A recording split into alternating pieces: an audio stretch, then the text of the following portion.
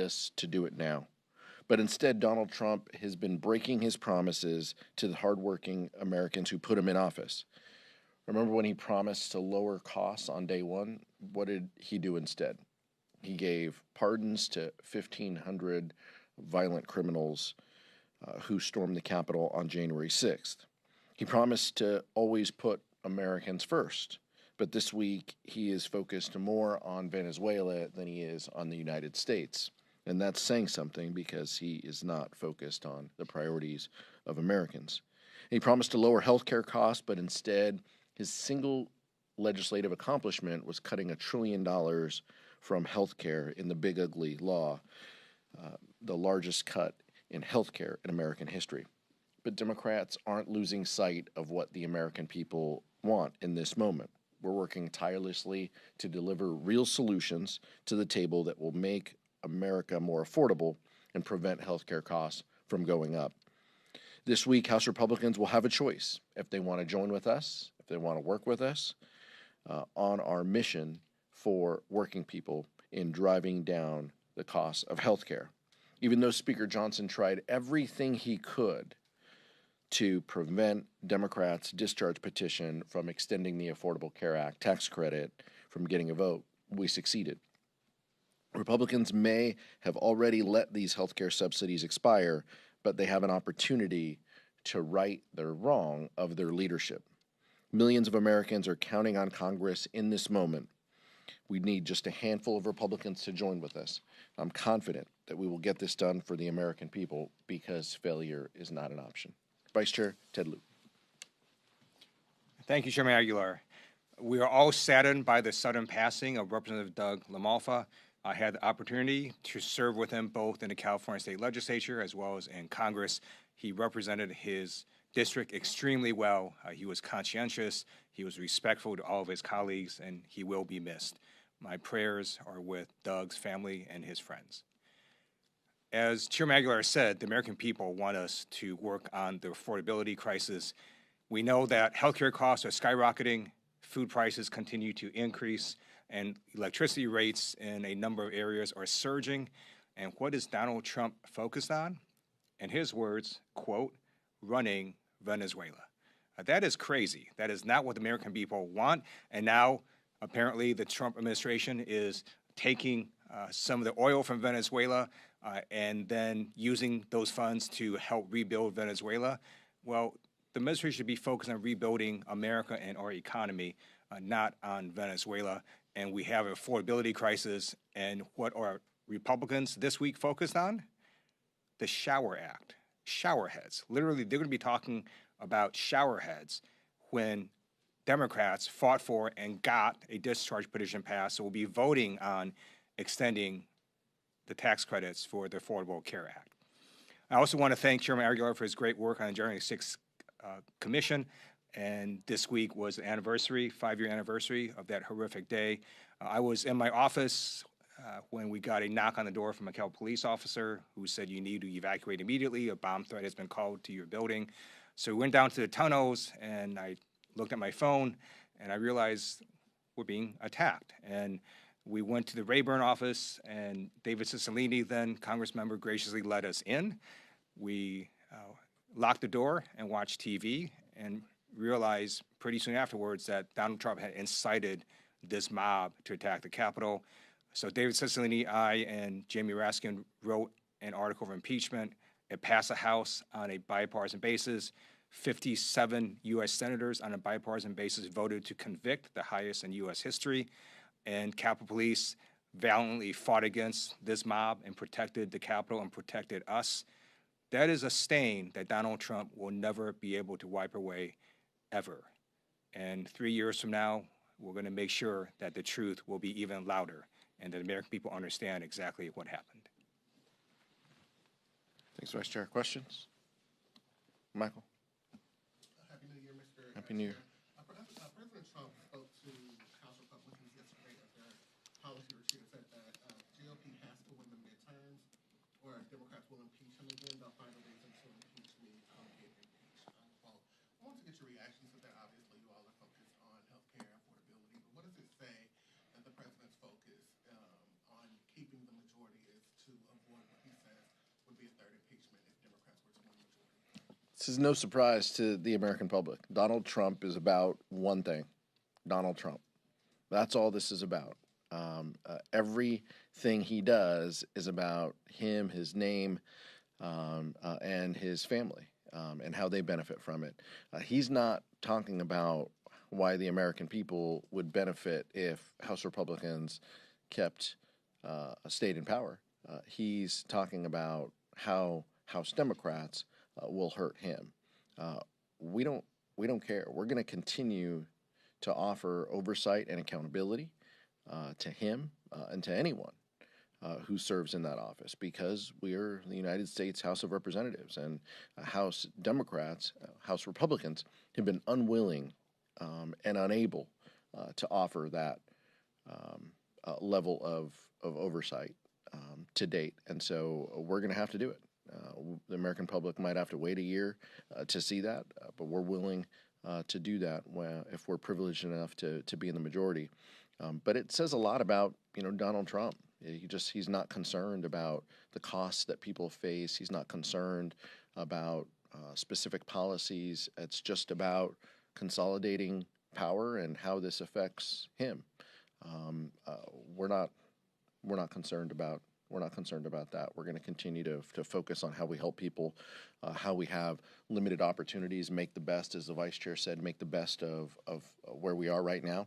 But the fact that we are in the minority and we're able to force votes on overriding presidential vetoes later this week, on delivering health care benefits to people, those are significant wins, and we're going to continue to keep doing that all the way through November. And if we're given an opportunity to lead the American people, we'll see what that agenda looks like. Really quickly, some of your members have introduced or proposed articles of impeachment in response to certain actions that the president has taken last year. Do you think if that occurs later on in the year that will muddle the message that you just gave? It's not something that the leadership team is focused on. Members are going to represent, the viewpoints of their district, and we respect that.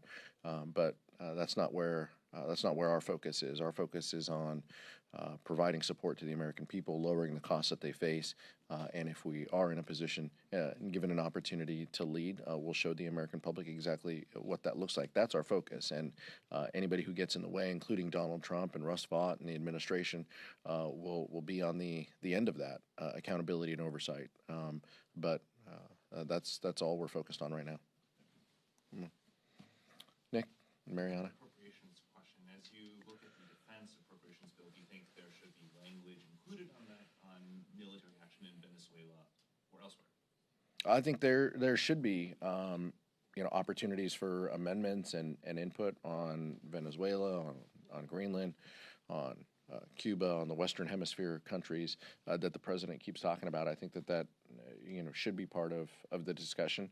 Those should be given amendment votes, but this is one of the most closed Congresses I think that we've ever seen. This House, they don't believe in open rules. They don't believe in amendment debates and discussions. So I'd be shocked if we get that. But I think that's an opportunity that we should consider. But I think more broadly, the American people are asking tough questions. Are American service members going to be in harm's way?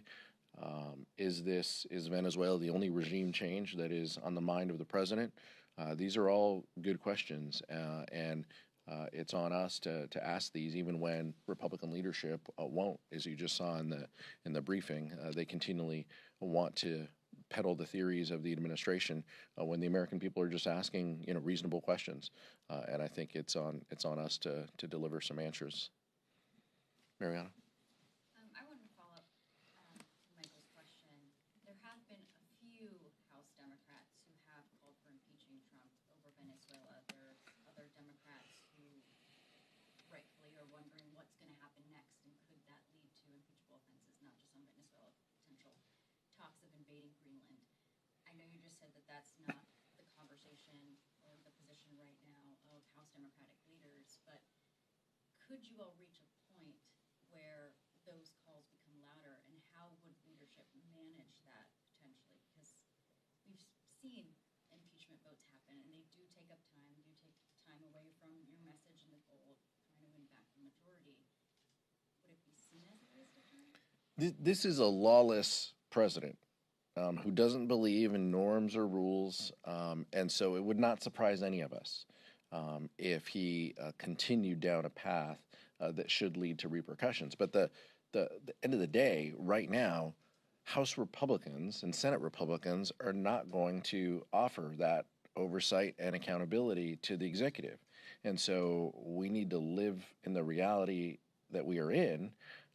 We need to speak to the issues that the American public cares about, which is in this realm, we can ask tough questions and we should demand answers from the administration. But there are limited tools that we have here. I know that that's not popular among everyone, but that's the reality of the situation. Now, when we are in the majority, we will continue to ask tough questions, and we will have more tools to use. But in the meantime, we should be focused on what the American people want to see, what questions we have of the administration, how we can deliver for the American people on discharge petitions and veto overrides and the limited opportunities that we may have, while setting the groundwork for an affirmative agenda that we should stand for as Democrats and robust accountability and oversight to the Trump administration when we're given an opportunity to lead. With regards to Venezuela, do you think that some of the rhetoric that you and leadership seems to be pushing, which is overwhelmingly critical and skeptical, is that helpful to some of your South Florida members whose own constituents might feel very differently about what's happening in Venezuela and maybe supportive of the action? Yeah, I think Democrats continue to look at this representing their constituents, and some constituencies are going to be more diverse than others, and we respect that. It's just the broad mosaic that we talk about within the delegation. But I think every member of the Democratic caucus understands, number one, that Nicolas Maduro was an illegitimate leader. He's a dictator, and we don't lose a lot of sleep about him not being in office. However, we are concerned about what the path is ahead. Every Democrat has concerns about what day 2, day 4, day 6 looks like here, and the administration has not offered any plans, or maybe they have. They've just offered like 12 plans on what that looks like moving forward. That's where Democrats are. Now, we're having conversations with stakeholders and ranking members on what war powers resolutions might be coming in order to discuss this and put checks on the administration. I think Democrats should support that and will support that. And we'll navigate those member conversations that we have with interested stakeholders and folks on the Foreign Affairs Committee and Armed Services Committee, Intel Committee. All of these members, should be part of that discussion, including members in Florida. Cassie. Two questions for you. First, I'd like to start with today being the anniversary of the LA wildfires. Congress still has not acted on the governor's $34 billion request for disaster aid. You've been outspoken about the fact that it needs to get done. House Speaker Mike Johnson has indicated he won't do any sort of appropriating or ask appropriators to move on this without direction from the White House. What's your message to Californians who feel like they've been lost in all of this and that they've become a political pawn to this administration? Yeah, I think Californians are rightfully frustrated. I'll defer to the vice chair in a minute here because his district is adjacent to some of the affected areas as well. But I really appreciate the work of George Whitesides and Judy Chu have done in representing their communities. I think Americans, not just in California, but Americans all across this country should be shocked, and they should be saddened that the Trump administration is viewing disaster assistance as a red state and a blue state issue. And that's exactly what they're doing. The vice chair and I have been part of bipartisan efforts with other California Republicans in order to send letters to the administration and let them know what's at stake and what California needs. California should not be treated unlike Texas and North Carolina when it comes to floods and disasters.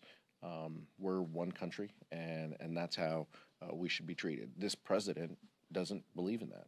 This president doesn't believe in treating blue states the same as red states when it comes to natural disasters. And it's a terrible precedent to set, and House Republicans and many of our Republican colleagues seem content with that.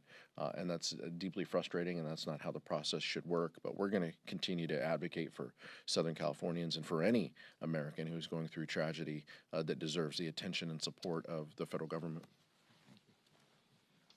Last term, Chairman Aguilar and I voted for disaster aid for red and purple states like Oklahoma, North Carolina, and we didn't ask, should we vote for this because it's going to red and purple states? We voted for it because we're Americans, and this aid was helping Americans. I've never seen any administration until the Trump administration simply decide to help Americans based on what state they happen to live in. And if you're even going to take that approach, I just note that Southern California has more Republicans than a number of red states. And so Trump is actually hurting Republicans in Southern California who were affected by the wildfire disasters. I was at the meeting when Donald Trump came and visited the affected sites. He lied. He basically said he was going to help the people there, and he has not yet done so. He straight up just lied to the people in that meeting. He lied on camera. He lied to the American people. And I asked him to stop lying and to provide disaster aid to any state that America has been doing since we become a country. And then can I just follow up and ask about your reaction to his threats to investigate California for fraud following this Minnesota investigation that was happening? There is no evidence that California had the same kind of actions that occurred in Minnesota. We should all be against fraud, and I urge every governor of every state, whether it's red or blue or purple, to take action to make sure that there's no fraud. Thank you. There is obviously a very tight Republican majority right now, and there were a couple of votes before the break where Democrats could have potentially tanked a rule or a vote if they'd had full attendance.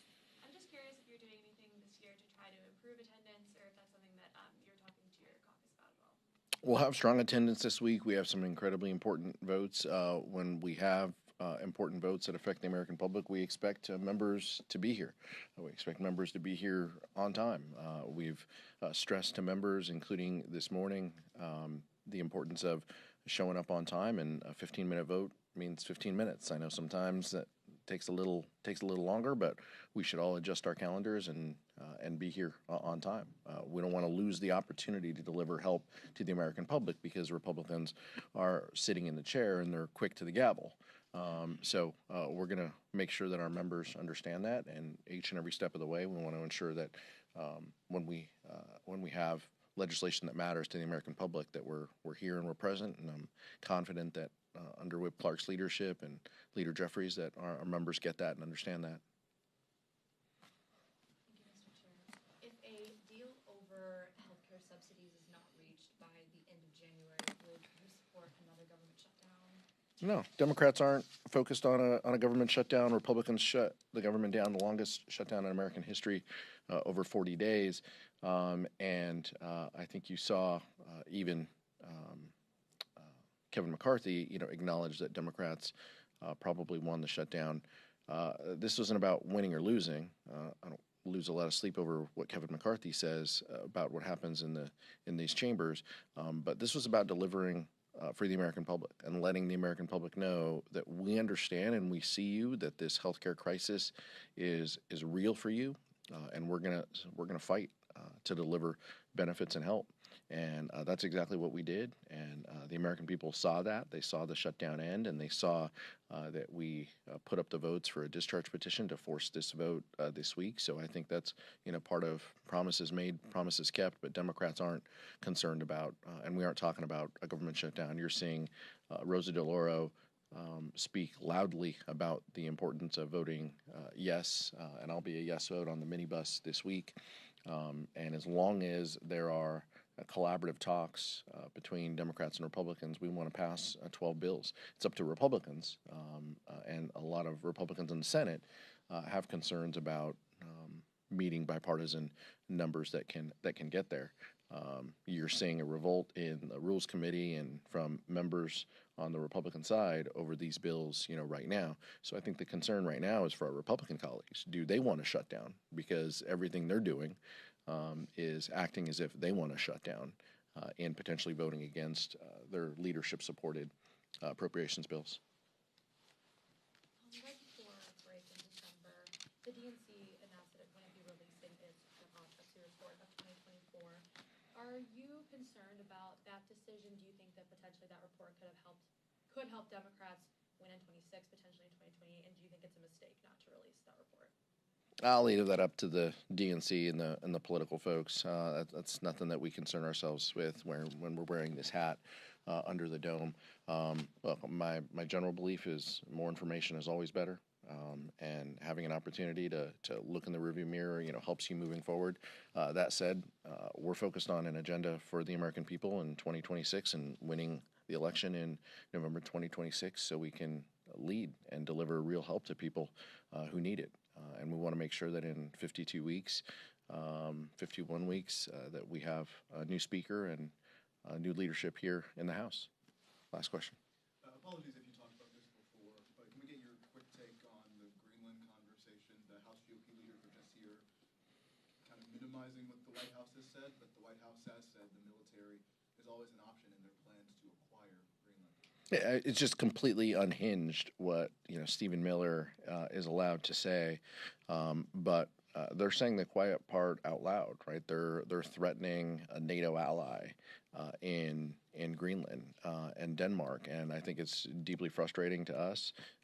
As much as Speaker Johnson and Republicans want to say that that's not true, that's exactly what the president is saying. That's exactly what his administration is saying. They're leaving the door open to further military action and further regime change in Cuba and Greenland and in other countries in the Western Hemisphere. And so I think the American public is paying attention and should be deeply concerned about what they're hearing out of the White House. Sure. I served on active duty in the military for 4 years and then additional 21 years in the reserves. I was a JAG. There is absolutely no legal justification whatsoever to use military force against a NATO ally, against Greenland. And if any military member, including the generals on down to enlisted members, if any of them participate in the use of military force against Greenland without congressional authorization, they are following illegal orders. That's simply a fact. Last one. Yeah, on the Jeffries discharge petition, given that the Senate has defeated a 3-year extension, have you heard any firm evidence of any progress toward a compromise bill on ACA extension? Well, the Senate did defeat a 3-year bill, but it did have bipartisan support, just like we anticipate, our 3-year bill will have bipartisan support. Our obligation, our job is to move this off of the House floor. We're not in the majority. We don't get to decide the timeline, but I want to give Leader Jeffries and it's Lauren Underwood's bill and all of the members involved a big note of appreciation for the work that they're doing to get this bill. So we'll get this off of the House floor if the Republicans stay true to their word, and we look forward to passing that in a bipartisan way. We'll get it off of the House floor and we'll send it over to the Senate, and we'll see. They're having, as you all have been reporting, they're having active conversations about what that could look like moving forward. We're aware, we're mindful, we're keeping an eye on what that looks like, and we just want to deliver help for the American public, and we hope that we can do this with the Affordable Care Act tax credits, reopening the enrollment period, and allowing people who have lapsed in that coverage to join back in would be a huge benefit to our communities and the American people. Thank you.